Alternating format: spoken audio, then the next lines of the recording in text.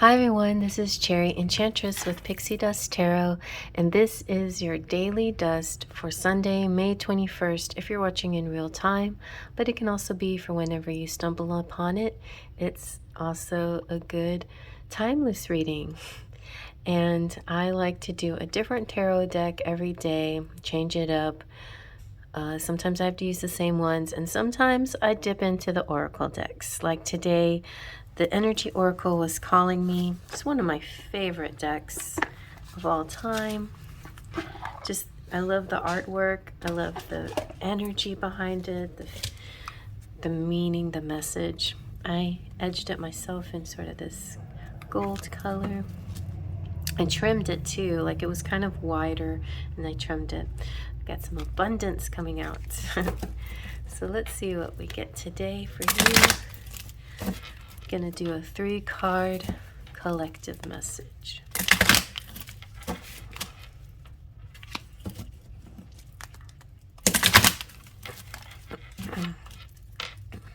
And take from the middle. Ooh, we have patience. Just a little patience. And, ooh, the temple path. And nice strategy. Oh, and 21. So that works. Oh, it's mirrored number 12 and 21. I love that. There could be a couple here mirroring each other. Let's zoom on in and see what we get. I did a private reading for somebody, and the question is kind of like, what's the next focus? What's next? And I feel like what turned out is that they're basically on the right path. There is a bigger journey here. It's the temple path. It's you're getting somewhere. You're getting closer to enlightenment. You're getting closer to these downloads and knowledge that are meant for you. But some of it is going to be about time and patience. We have this little clock right there in the middle, and this angel of patience. So sometimes when you're in a lull in your life, or when things are moving slowly or things are not moving at all, it's really a moment of divine timing. It's about going into a peaceful place, refocusing on presence, on present moments, like right now, letting go of desperation, or letting go of rushing to a goal, or rushing to a destination, rushing to that thing that's going to solve everything, right? Instead of enjoying the journey, day by day, moment by moment, minute by minute. Enjoy the journey, because it's within the journey that you're finding the real meaning and message. So this card shows a beautiful angel holding a clock in the stillness of winter. Her quiet, peaceful energy is telling you that it's time to release the old urgency and to lock and have a good look, a refocus at the things that are around you with a much clearer perspective. It's telling you to relax, let go of this kind of crazed energy. It's like, I must get this, I must do this. It sounds so hurried and rushed, and if you stand back and you think about it, it's like, why do I need to get to this so quickly and so desperately? So there's this lack of calm sometimes when we get into those moods, into those modes. Sometimes it could be, it might not even be that serious. It could be just like checking the clock, a day where you're just ready to get home, and you're tired of being at work, and you keep checking the clock. Don't check the clock. That makes things go slower. Or when you're waiting for a package and you keep checking your email messages, or you keep pressing the tracking button to see if it's on its way. Those things, I just think that maybe Spirit's just telling you a little bit, like, okay, let go of the timing in this case. It'll be when it is. It is when it is. It'll show up when it shows up, and just relax and stay on the temple path. Be flexible, be patient, be open, be creative, be peaceful and present. And the universe is really creating something amazing in the background that you may have no idea what's going on. And if you knew, maybe you would be like, okay, I'll relax. It's going to be a great surprise. Then I won't rush it. So just think of it that way, knowing that it's going to be an amazing surprise or something great's coming to you. Then don't spoil the surprise. Just be patient and wait for it and let it come through. So your temple path here is saying that I feel like you're in and out of this energy sometimes of patience, and I feel like you know how to refocus again. And this is about your spiritual purpose, and that you have a lot of support from your guides and guardians. You are on a path to evolution, and this winding path is showing you this temple in a lovely garden, symbolizing spiritual destiny, and that's your soul. Like the temple represents kind of like your house, your body, and your soul. That houses your soul and your mind for this lifetime. It's here to tell you that what you're going through now is all part of this soul process. This is your karmic path. This is all headed in the right direction. And the choices that you're making are very important for your personal growth and your life lessons. The little lights represent spirit world, family members, ancestors, guardians, guides, angels, fairies, all loving spirit helpers who are here to assist you. So call upon them because they're all around you. This is a wonderful life expanding time, so keep your mind open to any possibilities. Don't shut it out if it doesn't seem logical. Keep your mind open and see how it can actually transform and make your life better. Little clues sometimes lead to bigger things. So be open to those little things as well, because it could grow into something bigger.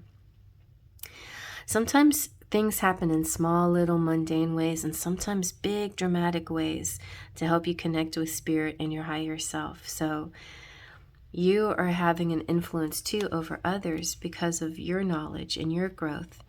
And you could be, and this person or a person could be mirroring you or vice versa. So now somebody that you're mirroring, maybe, or maybe not, maybe this is you, two sides of the coin kind of thing. The other part of it, so it's kind of like spirit and strategy.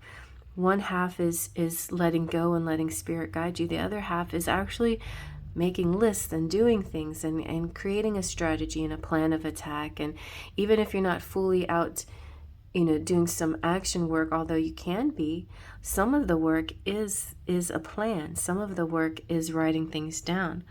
So this card shows a pen, a journal, a compass, and a key. And it's talking about the optimum time. Like, this is your optimum time for setting up a specific strategy to achieve goals.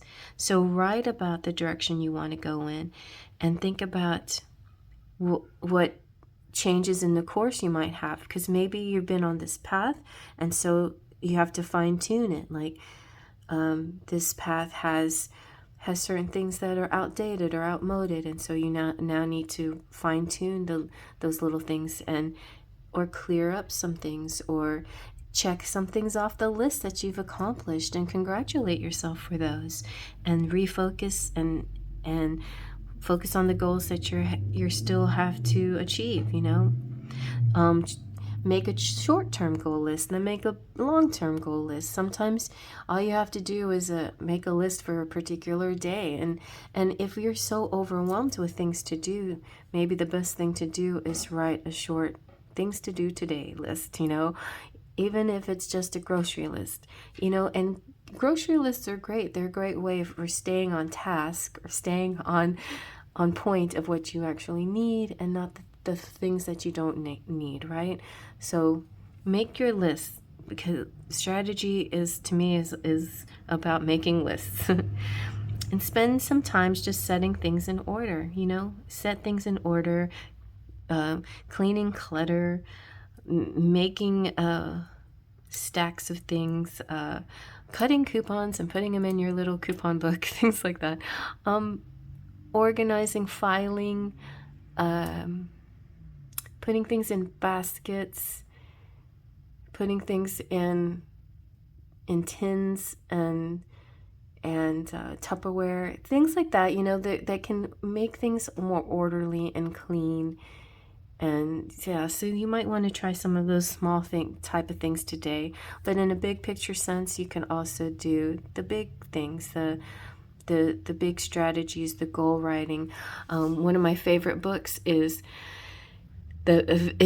Creative Visualization by Shakti Gawain, and she talks about making lists and having strategies, and part of that can also be making a vision board and check things off as you create them. Congratulate yourselves as you get your goals done, right? So and remember, the short-term goals are sometimes a step towards your long-term goals. So definitely don't overlook or don't minimize your short-term goals, because they're just as important, and they're there to also be happy that you completed those things as well. We are in now a new moon cycle, and this new moon energy definitely is going to last for a few days. It's a great time to start things. So if you've been wanting to restart something or start something from fresh or put new focus or whatever, now's a great time. And making a strategy, making some goals, writing about it.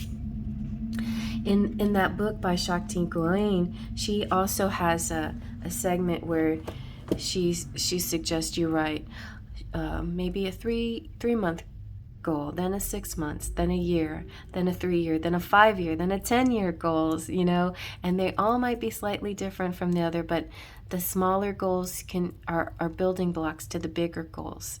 And then if you've done something like that already, which I have, read and look back at what you've accomplished and realize, whoa, I actually completed a lot of these goals that I set out to do, and then some, and more than I expected to do. So be very proud of yourself for getting to where you're getting and doing what you're doing. And there's times where you may have certain setbacks or little 2 steps forward, 2 steps back kind of energy. But in the big picture, it's kind of like the stock market. It keeps growing, even if there's times where it looks like the market's dipping and it's not. Big picture, 10-year picture, it's definitely growing. You can see the slider, the path going up like a mountain. So that's kind of how it is with goals. There'll be some yearly fluctuations, but long term, you're getting better and better and better. You're on this path, you're growing, you're reaching new heights, and you're getting there. So keep it up, and I'm proud of you, and great job. And write things down. Even write even in a journal-like way of how you've done so much, and how amazed that you are where you are right now. Anyway, I hope you like that. Faith, Trust, and Pixie Dust.